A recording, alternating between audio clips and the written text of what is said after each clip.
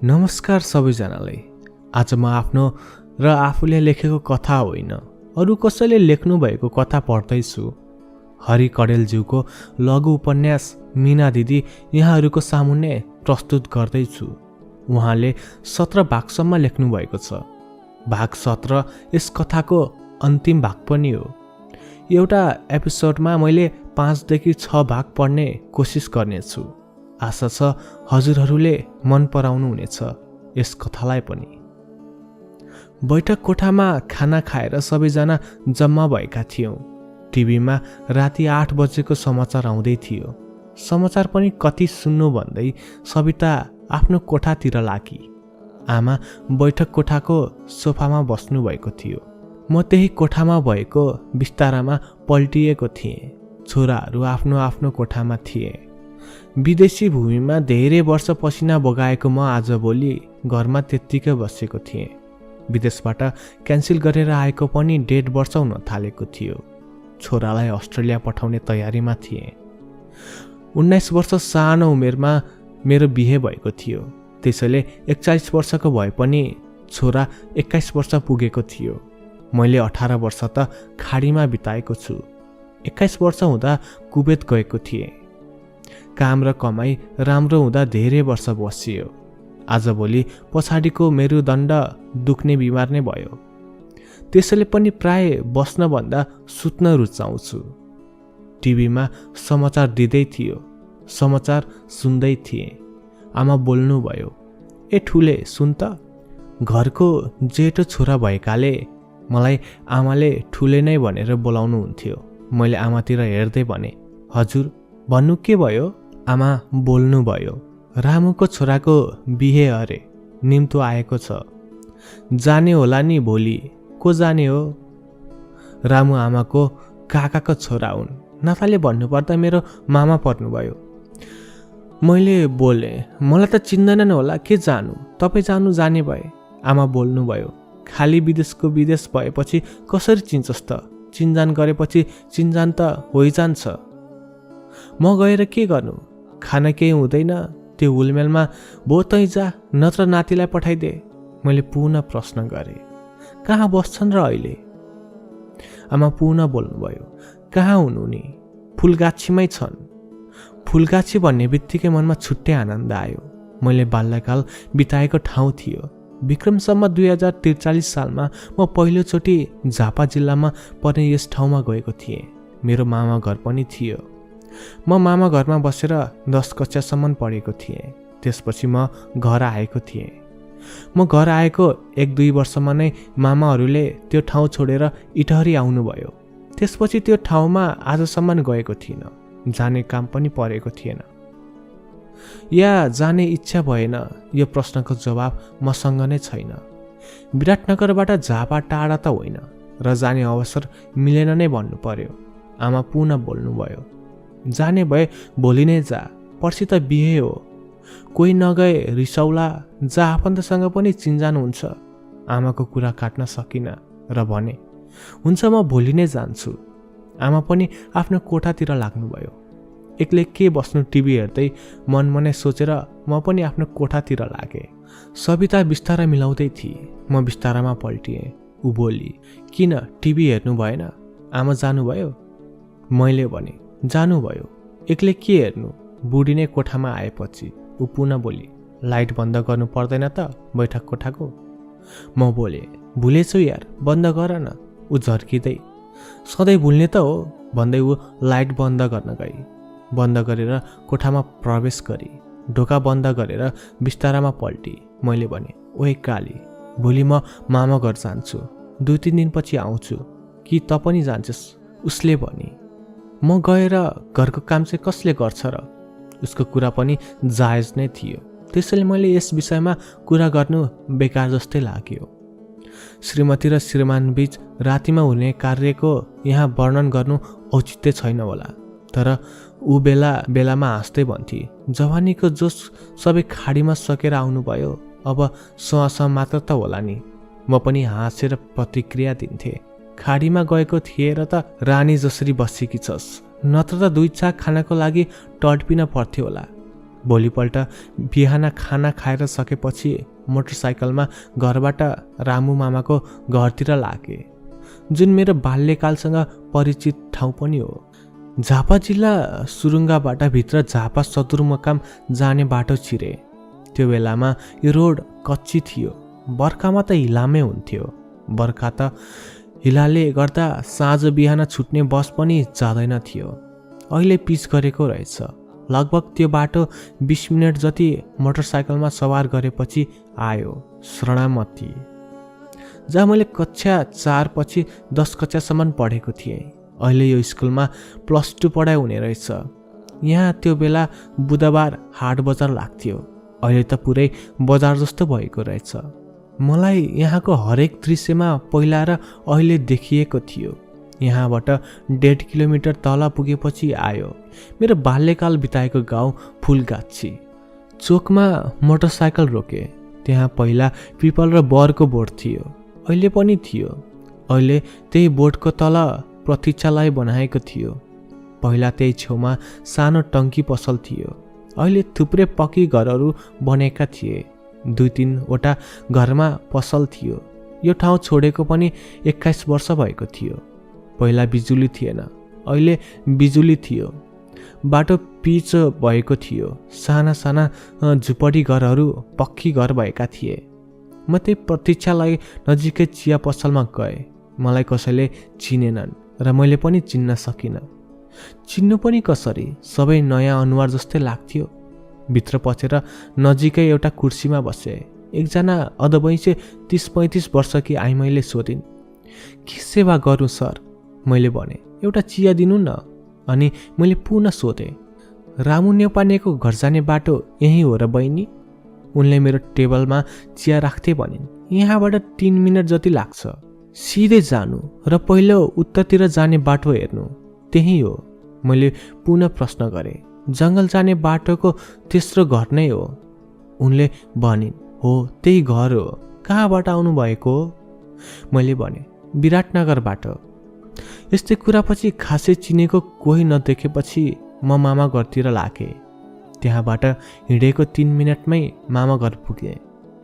बाहिर मोटरसाइकल रोके। साँझको 4 बज्दै थियो। मलाई कसैले चिनेका थिएनन्। सबैले एकअर्काको मुख हेर्दै थिए। भित्रबाट सानीमा हाँस्दै बाहिर आउनुभयो। कसैले चिनेनौ र? सानीमाको प्रश्न थियो। मैले सानीमालाई खुट्टामा ढोक गरेँ। त्यहाँ उपस्थित सबैले मलाई नमस्कार गरे। सानीमा र मेरो उमेरको जम्मा 1 वर्षको अन्तर थियो। सानीमा हाम्रो घर आउनु भएकाले पनि मलाई सजिलै चिन्नुभयो। म पनि विदेशबाट आउँदा प्राय सानीमाकोमा जाने गर्थे। सानीमाको बिहे मर्निङको नरुवामा भएको थियो। उहाँ बिहेमा हिजो नै आउनुभएको थियो। सानीमाले प्रश्न गर्नुभयो, आमा आइन्? मैले जवाफ दिएँ, नाइ जान्न भन्नुभयो। बिहेपछि आउनुहुन्छ होला। सबैसँग परिचय कार्यक्रम सकियो। यतिकै बाहिर बसेको थिएँ। मामा सानीमा सबैसँग मिठा मिठा गफ चल्दै थियो। मेरो पछाडिबाट कसैले हातले आँखा बन्द गरिदियो। हात समाए। हात आइमाई मान्छेको थियो। छामछुम गरे अनि आवाज आयो, को हुँ म? अकमक्क परे। मलाई चिन्ने मान्छे नै अभाव भएको बेलामा मेरो आँखा बन्द गरिदिने को होला? हातका चुराहरू, औँलाका औँठीहरू अनि हातको स्पर्शले महसुस गर्न सक्थे, तर पटक्कै चिन्न सकिनँ। त्यसपछि मेरो आँखा छोप्ने आइमाईले नै बोल्नुभयो, चहचरी। यो हाम्रो बाल्यकालको भाषा थियो। हामी यो भाषामा आमा बुवालाई झुटो बोल्नका लागि बढी प्रयोग गर्थ्यौँ। हरेक अक्षरको अगाडि च जोडेर बोलिन्थ्यो। चहचरी भनेको हरि थियो। मेरो नामसम्म थाहा भएको उफ मलाई त रन्नभुल्ल बनायो। तर यसरी बोल्ने भनेको त्यो बेला सङ्गीता, विनिता, अस्मिता, केशव, सुरेश आदि साथीहरू थिए। मेरो आँखा नै बन्द गर्ने हिम्मत त केवल मिना दिदीमा नै हुनुपर्छ भनेर अँधेरीमा बाँड छोडे। मिना दिदी हो? दिदीले मलाई झ्याप्प पछाडिबाट अङ्कामाल गर्नुभयो। मिना दिदीलाई देखेपछि मेरो खुसीको सीमा रहेन। उहाँ र मेरो उमेरको अन्तर 4-5 वर्षको थियो। फुलगाछी छोडेपछि कुवेतमा अहिले भन्दा ठिक 7 वर्ष अगाडि भेट भएको थियो। आज फेरि भेट हुने अवसर मिल्यो। दिदीका आँखाबाट हर्षका आँसु बगिरहेका थिए। त्यही आँसुको एक थोपा मेरो हातमा टप्प झर्यो। म जुरुक्क उठेँ, दिदीलाई ढोक गर्न खोजेँ। के सोचेर हो कुन्नी, दिदीले दिनु भएन।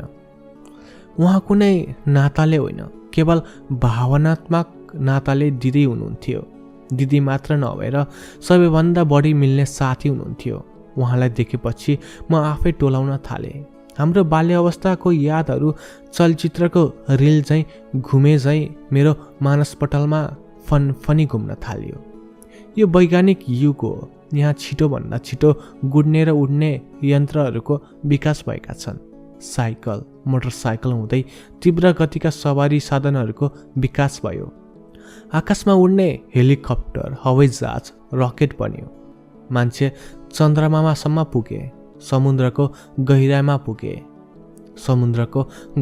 पुगे, धरतीकै एक कुनाबाट अर्को कुनामा पुगे। तर जति नै विकास भए पनि यो विज्ञानको युगमा मनभन्दा छिटो दौडिने यन्त्र अझै बन्न सकेको छैन। मेरो मन दिदीसँग हुँदाहुँदै बाल्यकालतिर यसरी दौडियो।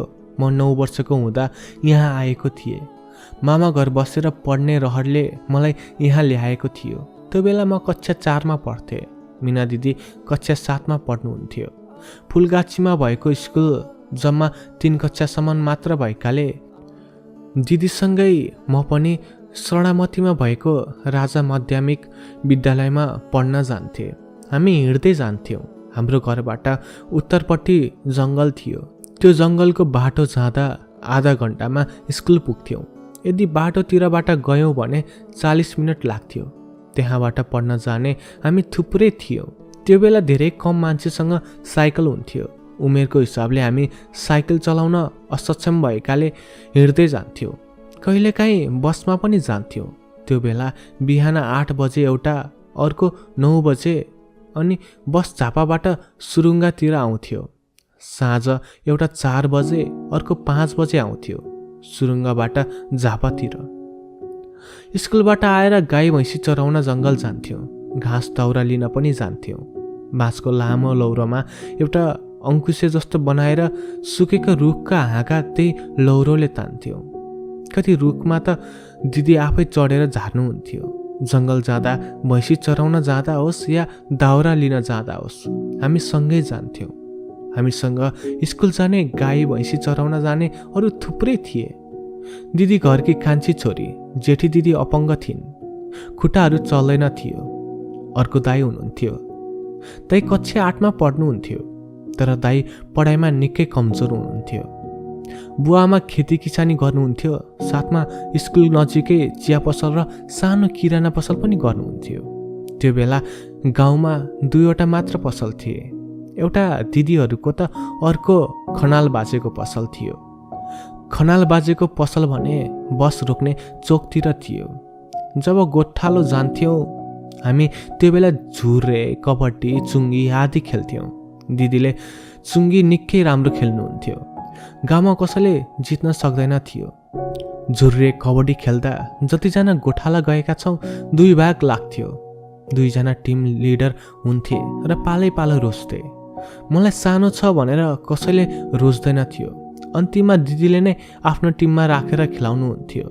दिदी गोठालो नआएको दिन म पनि खेल्न पाउँदिन थिएँ। त्यसैले दिदी गोठालो नआउँदा दिदीसँगै दिदीको घरमा बस्थेँ। म जङ्गल गाईबस्तु चराउन जाँदिन थिएँ। केवल खेल्नुका लोभले जान्थे। वस्तु चराउन त मामा सानीमाहरू पनि जानुहुन्थ्यो। मलाई हँसिया बोकेर घाँससम्म काट्न सिकाउने मेरी दिदी साँच्चै दिन प्रतिदिन स्वर्गकी अप्सरा जस्तै राम्री हुँदै गएकी थिइन्। उनको सुन्दरताको चर्चा गाउँभरि हुन्थ्यो।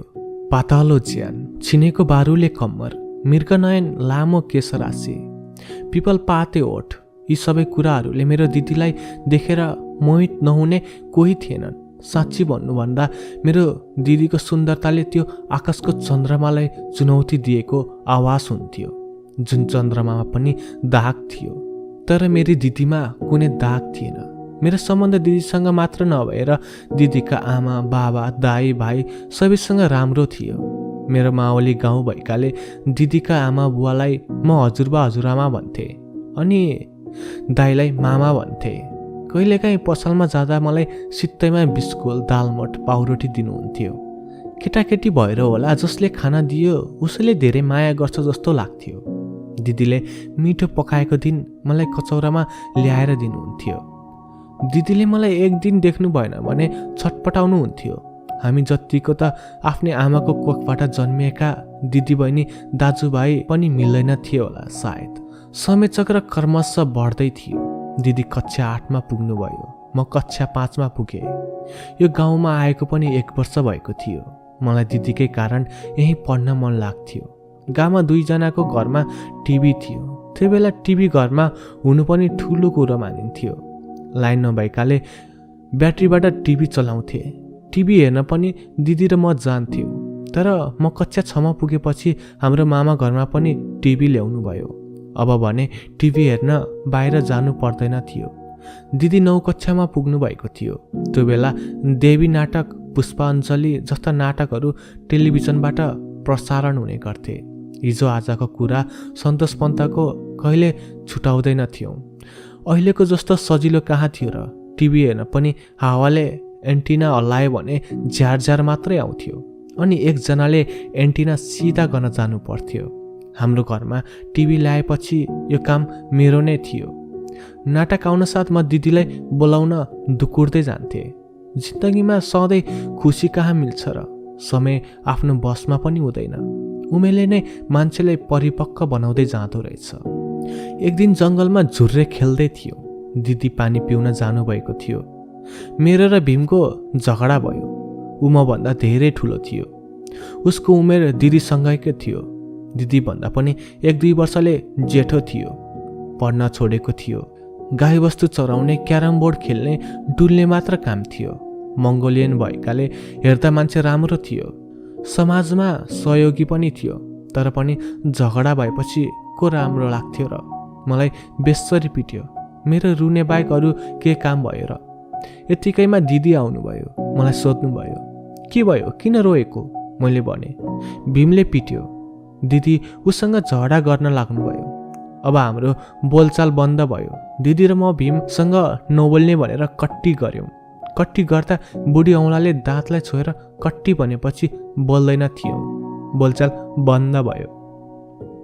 तर गोठालो जाँदा बिस्तारै ऊ पनि हामीसँगै खेल्थ्यो। सबैजना सँगै बस्थ्यौँ। तर उसको नाम हामी लिँदैन थियौँ।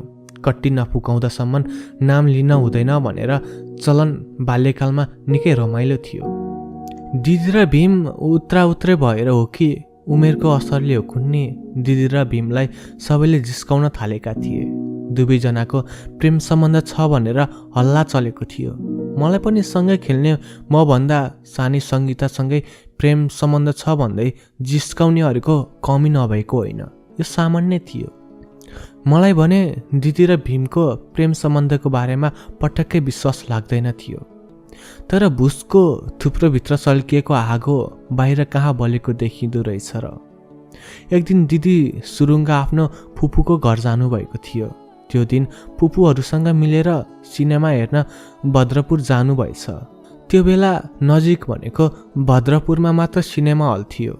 संयोगले त्यही दिन भीम पनि सिनेमा हेर्न गएको रहेछ। सिनेमा हेरेर दिदीभन्दा भीम अगाडि एउटा गाउँमा आएको थियो। गोठालो जाँदा उसले मिना र आफू सिनेमा हेरेर आएको भन्यो। गोठालो जाने कसैले विश्वास गरेनन्। तर दिदी भोलिपल्ट आएपछि आफू पनि सिनेमा हेर्न गएको र भीमसँग भेट भएको कुरा बताएपछि सबैले सल्लाह गरेर गएका हौ भन्दै जिस्काउन थाले। यो कुराले त झन् आगोमा घिउ नै थपिथ्यो। साथीभाइले जिस्काउँदै उता भने दिदी र भीमको प्रेमले भित्रभित्रै आँकुरा हालिसकेको थियो। दिदी कक्षा 10मा पुग्नुभयो। सायद दिदीको उमेर पनि त्यस्तै भएर होला। दिदीको जवानी बगैँचाभित्र फुलेको सुन्दर फुलछरी नै देखिन्थ्यो, जुन फुल भर्खर कपिलाबाट फक्रन खोज्दै थियो। लाग्थ्यो कि जसले पुरा बगैँचालाई नै मनोरम र मोहित बनाएको थियो।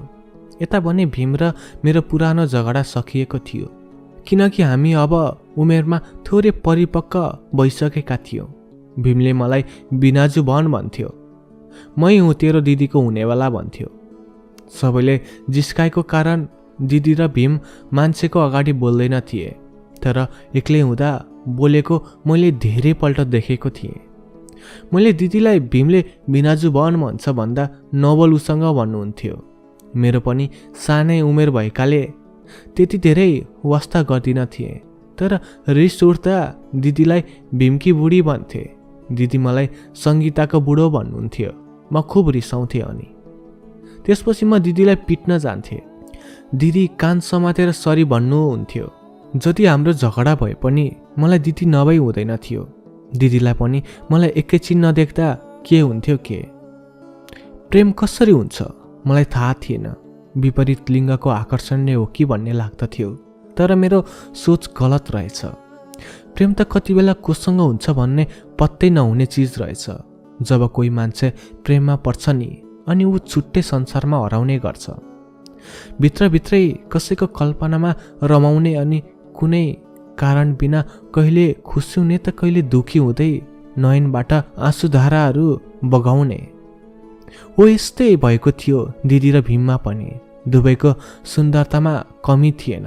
भित्रभित्रै उनीहरूको मनमा अनेक मायाहरू फुल फुलेका थिए, कसैले पत्तै पाएनन्। दिदी प्रवेशिका परीक्षा दिएको 1 महिना पछाडि भीमसँग भाग्नुभएछ। यो खबरले धेरैलाई अचम्मित बनायो। विश्वास गर्न पनि अप्ठ्यारो लाग्दो थियो त्यो पल। मजाक मजाकमा सबैले जिस्काएको मात्र थियो। दिदीको भीमसँग साँच्चीकै प्रेम होला भन्ने त कल्पनाभन्दा बाहिरको कुरा थियो। हजुरबुवाले दिदीमाथि ठुलो आश बनाउनु भएको थियो। प्रवेशिका पास गरेपछि क्याम्पस पढाउने सपना सजाउनु भएको थियो। जेठी छोरी अपाङ्ग भएको र छोराले पढ्न नसकेको कारण मिना दिदीलाई धेरै पढाउने उहाँको सपना अब सपनामा मात्र सीमित भएको थियो। दिदीप्रतिको सबै आशाहरू सिसासरी चकनाचुर भएर फुटेका थिए। हजुरबुवा हाम्रो घरमा आउनुभयो। मैले उहाँको आँखामा आँसु पहिलोचोटि देखेको थिएँ। जुन आँसु दिदीको लागि ती निश्चल आँखामा टिलपिल बनी छसल्किरहेका प्रष्ट देखिन्थे। मलाई भन्नुभयो, नाति तँलाई केही थाहा छ दिदी कहाँ गएकी छे? मसँग यति मिल्ने दिदी मलाई नै नभनी भीमसँग भागेर जानुभएको थियो। मैले भने, नाइ हजुरबुवा, मलाई त केही पनि थाहा छैन। उहाँको मलिन अनुहारबाट एक शब्द मात्र निस्कियो, आजबाट त्यो मेरो लागि र मेरो घरको लागि जिउँदै मरिसकी। उता हजुरआमा पनि चिन्तित हुनुहुन्थ्यो। साँच्चै उहाँहरूको आँसु र पीडा हेर्दा लाग्थ्यो कि दिदीलाई यो आँसु र पीडाले एक दिन भतभती पोल्नेछ। उहाँहरूले दिनुभएको स्वतन्त्रताको दिदीले गलत फाइदा उठाउनु भएको थियो। उहाँहरूलाई अझै बढी चिन्तित बनाउने कुरा त जात थियो। भीम मङ्गोलियन जातिमा पर्ने राई थरको थियो भने दिदीहरू बाहुन हुनुहुन्थ्यो। त्यो बेला जातपातलाई धेरै ठुलो कुरा मानिन्थ्यो। दिदी र भीम कता गए पत्तै भएन, तर दुवैको परिवार रिसाएका थिए। भीमको घरका पनि रिसाएका थिए। उनीहरूले कोही नपाएर बाहुनी भगाउनु पर्ने आफ्नो जात हेर्नु पर्दैन भन्थे। घर नजिकै थियो। उनीहरू कता छन् थाहा भएन, तर दुई घरको बोलचाल सबै बन्द भयो। यो घटना ठिक 1 महिना पछाडि दिदी र भीम गाउँमा पुनः आउनुभयो। दिदीको उमेर त्यो बेला 18 वर्ष भएको थियो। भीम 19-20 वर्षको थियो। भीम दाईको घरमा दिदीलाई भित्राउन मानेनन्। गाउँमा ठुला बडा बनाउँदाहरूको कचडी बस्यो। हाम्रो मामाहरू, हजुरबा, अन्य गाउँका ठुला मान्छे जम्मा भए। समाजको दबावले भीमको घरमा अन्ततः दिदीलाई भित्राइयो। आखिर जातपात भन्या एउटा अन्धविश्वास नै त हो। भीम र दिदीको शरीर काटे दुवैको रगत रातै आउने हो। यो अन्धविश्वासको भुमरीमा गाँजिएका थिए उनीहरूको दुवै परिवार। हिजोसम्म खेलेर कुदेर हिँडेकी दिदी आज पिञ्जडाको सुगा जस्तै भएकी थिइन्। खेतमा दिनभरि काम गर्नुपर्ने, घरका सारा काम गर्नुपर्ने, सबैले खाना खाएपछि खाना खानुपर्ने। उनका दुःखका दिनहरू सुरु भएका थिए। आकाशमा स्वतन्त्र उड्ने पुतलीको पखेटा काटेर फाले जस्तो जिन्दगी भएको थियो मेरो बिचारी दिदीको। माइतीले उनलाई कुनै वास्ता गर्दैन थिए। जन्मघर उनको लागि एउटा शत्रुको वासस्थान झैँ भएको थियो। कहिलेकाहीँ सुनिन्थ्यो त्यो घरमा चिच्चाएको आवाजहरू, त के खान आएकी होस्, जा आफ्नो बाउको घरमा। मेरो सोझो छोरालाई फसाएर आएकी बाहुनी, यो भन्दा धारिला कैयौँ शब्दहरू भीमकी आमाले प्रयोग गरेको देख्दा मेरो मुटु नै छिया छिया हुन्थ्यो। महिनामा 1-2 दिन त त्यो घरमा हातपात नै हुन्थ्यो। दिदीलाई सबैले हेप्थे। भीमकी बहिनी झन् धेरै छुच्ची थिए। घरका सबै सदस्य एउटा सदस्यमाथि खनिदा कस्तो भयो होला मेरी दिदीलाई। जान पनि कहाँ जानु अनि भन्न पनि कसलाई भन्नु। आफैले रोजेर बिहे गरेपछि 1000 दुःख पनि त सहनु पर्थ्यो। यो समाज मौन थियो। दिदीको पक्षमा कोही बोल्दैन थियो। बल्ल खाई आमा बाबालाई आँसु दिने सन्तानलाई यस्तै हुनुपर्छ भन्नेहरूको जमात मात्रै थियो। दिदीले धेरै कुरा सहनु भएको थियो। साँचो प्रेममा सबै कुराको त्याग र समर्पण हुन्छ भन्थे, हो झैँ लाग्थ्यो। दिदीमा भीमको मायाले सहने शक्ति दिएको थियो होला। मेरो भने दिदीसँग भेट भइरहन्थ्यो, कुराकानी भइरहन्थ्यो। मलाई धेरै माया गर्नुहुन्थ्यो। प्राणभन्दा प्यारी दिदीसँग नबोली बस्न कसरी सक्थे र? दिदीलाई चोट लागे मलाई दुख्थ्यो। दिदीको आँखाबाट आँसु झरे मेरो आँखा रसाउँथ्यो। दिदीको दुःखमा सँगै रोइदिन्थ्यो यो मन, अनि खुसीमा सँगै रमाउँथ्यो।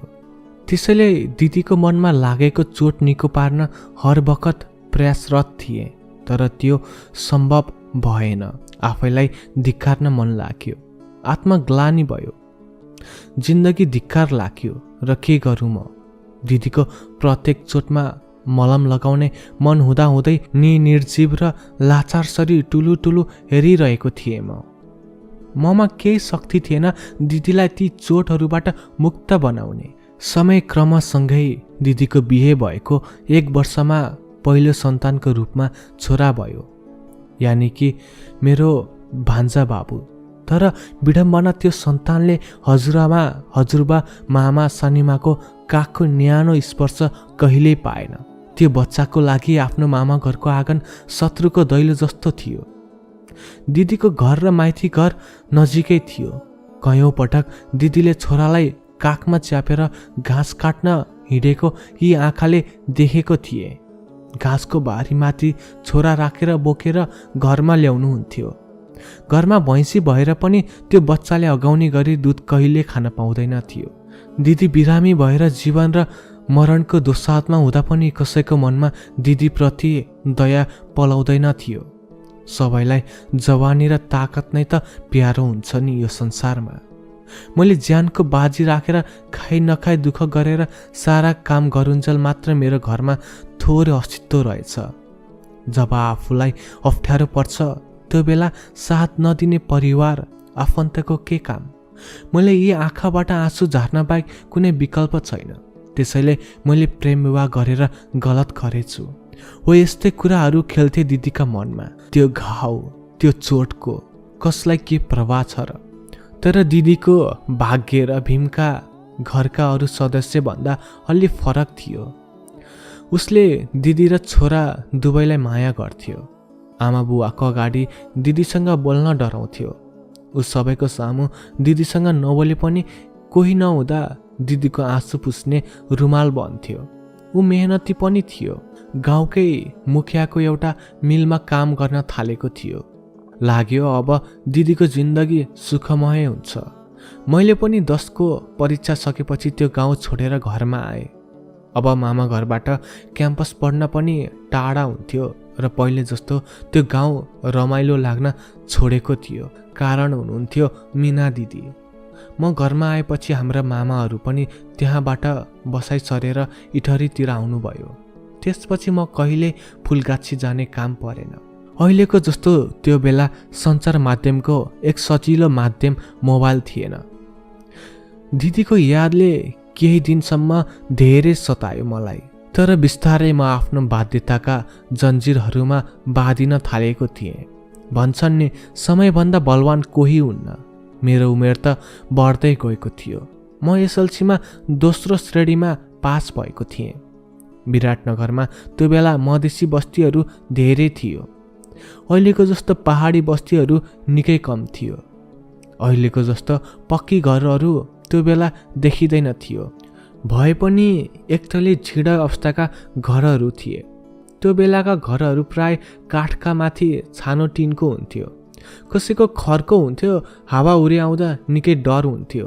3 टोलियामा मधुमारातिर कोही पहाडबाट त कोही असमतिरबाट बसाइसराई गरेर आउने क्रम जारी थियो। हाम्रो घर पनि 3 टोलियामा थियो। यहाँबाट म पढ्ने क्याम्पस जान जम्मा 10-15 मिनट लाग्थ्यो। म पढ्ने क्याम्पस पाञ्चाली भन्ने ठाउँमा थियो। घरबाट क्याम्पस जानको लागि ट्राफिक चोक हुँदै महेन्द्र चोक, बसपार्क, रेड क्रस चोकबाट भित्र छिर्न पर्थ्यो। महेन्द्र मोरङ आदर्श बहुमुखी क्याम्पस, जुन अहिले पनि विराटनगरकै सबैभन्दा पुरानो क्याम्पस हो। तराईको गर्मी ठाउँ विराटनगर। मेरो कलेजको चारैतिर हरियाली, मनोरम वातावरण, जुन कुराले विराटनगरको गर्मीलाई चुनौती नै दिन्थ्यो। साँच्ची लोभ लाग्दो थियो कलेजको वातावरण, जहाँ म मेरो सुनौलो भविष्य खोजिरहेको थिएँ। हुन त त्यो बेला कलेज जानको लागि अहिलेको जस्तो पक्की सडक थिएन। एउटा थोत्रो साइकलको सहारामा कच्ची सडक पार गर्नुपर्ने मेरो बाध्यता थियो। पानी पर्दा त बाटो नै हिलाम्मे हुन्थ्यो। बाटोमा खाल्टाखुल्टी, कतिपल्ट त्यो सडकमा लडेको छु। त्यो बेला बाटोमा चिप्लिएर लड्दा माछा मारे जस्तो छ भन्दै देख्नेहरूले हात दिएर उठाउँथे। मानिसमा मानवताको भावना थियो। साना साना रिक्साहरू फाट्टाफुट्टा गुड्ने गर्थे। अहिले जस्तो हातमा मोबाइल थिएन। सञ्चार माध्यमको रूपमा ल्यान्डलाइन फोनको सञ्चालन हुन्थ्यो। हातमा बोकेर भिडियो बनाउने अवस्था थिएन। बिस्तारै त्यो सडक ग्राभेल भयो। अहिले त त्यो सडक पिच भएको छ। साँच्चै क्याम्पस र स्कुल जीवनमा धेरै कुराको फरक हुने रहेछ। स्वतन्त्रताको त कुरै नगरौँ। उस्तै राम्रा राम्रा केटीहरूको आगमनले मनलाई झन् हर्षित बनाउँथ्यो। कलेजको गेटको भित्रपट्टि बायाँ छेउमा रहेको चिया पसलमा बसेर केटी जिस्काउनुको मजा झन् छुट्टै थियो। म नयाँ भए पनि साथीहरूमाझ छिटो घुलमिल भएको थिएँ। हाँसी मजाकमा त माहिर थिएँ। कलेजको दिनहरू राम्रो चल्दै थियो। म झापा बस्दा बुवा आमा नै इन्डिया हुनुहुन्थ्यो। तर 1 वर्ष जति भएको थियो आमा र भाइ विराटनगर आएर बस्नु भएको। बुवा मात्र इन्डिया हुनुहुन्थ्यो। बेला बेलामा बुवा इन्डियाबाट आउने जाने गर्नुहुन्थ्यो। भाइ कक्षा 8मा पढ्थ्यो। घरमा आमा, भाइ र म थियो। बुबा इन्डियाबाट आउने कुराले मन हर्षित बनाएको थियो। तर मलाई थाहा थिएन मेरो भाग्यले अब कुनै मोड लिँदैछ भनेर। पहिलो हाम्रो अहिले जस्तो पक्की घर थिएन। हाम्रो घर बाँसको भाटाले बारिएको थियो। 3वटा कोठा थियो। एकमा भान्सा कोठा बनाएका थियौँ। माथि खरले छाएको छानो थियो। घर अगाडि ठुलो आँगन थियो। आँगनमा तुलसीको मठ थियो। घरको छेउबाट सानो गोरेटो बाटो थियो। आँगनको छेउछाउमा सयपत्री र मखमलीहरू मुस्कुराइरहेका थिए, जसले बाटोमा हिँड्ने बटुवाहरूको मनसम्म प्रफुल्लित बनाउँथ्यो। साँझको 5 बज्दै थियो। आमा भित्रबाट बोल्नुभयो, भनेको केही मान्दैनौ? अब बुवा आउँदै हुनुहुन्छ। पक तिमीहरूलाई कुरा नलाइदिई कहाँ छोड्छु र? मलाई काम गर्न भनेपछि अल्छी लाग्थ्यो। आमाको गनगन सधैँ यस्तै हो। एउटा कानले सुन्ने अनि अर्को कानले उडाउने। आमा पुनः बोलाउनु भयो, बाख्राखोरमा थुन केटा, सधैँ भन्नुपर्छ तँलाई? मैले ल ल भन्दै बाख्राखोरमा थुनेर आएपछि आमालाई सोधे, बुबा कहिले आउने हो र आमा? अब त दसैँ पनि लाग्न थाल्यो। मलाई राम्रो प्यान्ट र सर्ट किनिदिनु है। आमा बोल्नुभयो, आउने भनेको त यही महिना हो। आउनुहुन्छ होला नि आजभोलिमा। आफ्नै बाबा आएपछि किन्न भन्नु के किन्नी हो, म त सक्दिनँ। भाइ बोल्यो, दाइले मात्र नाइ, मलाई पनि चाहिन्छ। केटाकेटी न हो। मैले किन्ने कुराले मात्र पनि उसको आँखाबाट डाहाले आँसु झर्यो। आमाले फकाउँदै भन्नुभयो, मेरो छोरालाई त बाबा नआए पनि म स्कुलको नयाँ ड्रेस किनिदिन्छु नि त। साँच्चै मैले पनि धेरैवटा दसैँमा स्कुलको ड्रेस लगाएर मनाएको थिएँ। स्कुल पढ्दा स्कुलको ड्रेस गाढा निलो कलरको प्यान्ट र सेतो कलरको सर्ट थियो। भाइ पनि आमाको कुराले खुसी भयो र आँसु झार्न बन्द गर्यो। यत्तिकैमा केही मान्छे हाम्रो घरको आँगनमा आए। साथमा प्रहरी पनि थियो। म गोठमा भएकाले एकजनाले भाइलाई सोध्यो, घरमा को छ बाबु? भाइ बोल्यो, आमा हुनुहुन्छ। त्यत्तिकैमा आमा भित्रबाट को हो साने भन्दै बाहिर आउनुभयो। म पनि गोठको काम सकेर आँगनमा आएँ। बाहिर प्रहरीसँग कोही मान्छे देखेपछि आश्चर्यचकित हुँदै आमाले प्रश्न गर्दै भन्नुभयो, कसलाई खोज्नु भएको होला? प्रहरीले आमातिर हेर्दै भन्यो, यो बासु सरको घर हो। आमाले अनुहारमा उत्सुकता र चिन्तित भावबाट भन्नुभयो, बासु सरको घर त हो, तर के थरको बासु हुन्? हामी त अरियाल हौँ, त्यसमाथि पनि हाम्रो त इन्डिया हुनुहुन्छ। गाउँका वरपरका मान्छे पनि घरमा आए। अङ्कल ठुलो बाबाहरू सबै जम्मा हुनुभयो। प्रहरीले आमालाई हेर्दै भन्यो, हामीले उहाँकै कुरा गरेका हौँ। आमाले आश्चर्यचकित भावमा सोध्नुभयो, किन र सर, के भयो? हाम्रो घरमा मान्छेहरूको भिड बढ्न थाल्यो। ठुलो बुवाले प्रहरीलाई सोध्नुभयो, के भयो र सर? प्रहरीले सोध्यो, तपाईँ को हो उहाँको? ठुलो बुवाले भन्नुभयो, म दाइ हो उसको। प्रहरीले बल्ल मुख खोल्यो, उहाँको दिनको 2 बजे विराटनगर चोकमा दुर्घटना भएको थियो। हामीले हस्पिटल पुर्यायौँ, तर उहाँलाई बचाउन सकेनौँ। यो सुन्न साथ आमा मूर्छित हुनुभयो। भाइ रुन थाल्यो आमासँगै। मेरो नयनहरूमा आँसुको बाँध फुट्न थाले। चारैतिर अन्धकारको कालो बादल मडारियो। म त्यो बेला होसमा छु या बेहोसमा, आफूले आफैलाई केही छुट्याउनै सकिन। सबै मान्छे जम्मा भए। एक कान 2 कान हुँदै चारैतिर हल्ला फिजियो। बुवाको लास लिन अङ्कल ठुलो बुबा गाउँको केही मान्छे जान्नुभयो। गाउँका अन्य आइमाईहरू पनि जम्मा हुन थाले। गाउँ पुरै शोकाकुल अवस्थामा अस्तव्यस्त थियो। बुवाको लास घरमा ल्याउँदा रातको 9 बजेको थियो। लास हेर्न लायक नै थिएन, तर सबै आफन्तहरू जम्मा हुने र भोलि लास चलाउने भन्ने कुरा भयो। रातभरि लास कुरेर गाउँका सबैजना बस्नुभयो। म पनि त्यही भिडमा एउटा कुनामा थिएँ। कसैले ठुलो बाबालाई प्रश्न गरे, दाइ कसरी यस्तो भएको रहेछ? कुरा बुझ्नुभयो होला नि? ठुलो बाबाले भन्नुभयो, बाटो काट्दै गर्दा ट्रकले हानेर दुर्घटना भएको थियो रे। भनिन्छ नि, जन्मेको छैठीमा भावीले सबैको भाग्य लेख्ने गर्छ रे। सायद बुबाको भाग्य लेख्दा लेख्दै भावीको कलमको मसी सकिएछ क्यारे। दैवको लेखा कसको के लाग्छ र? भगवान पनि साह्रै स्वार्थी।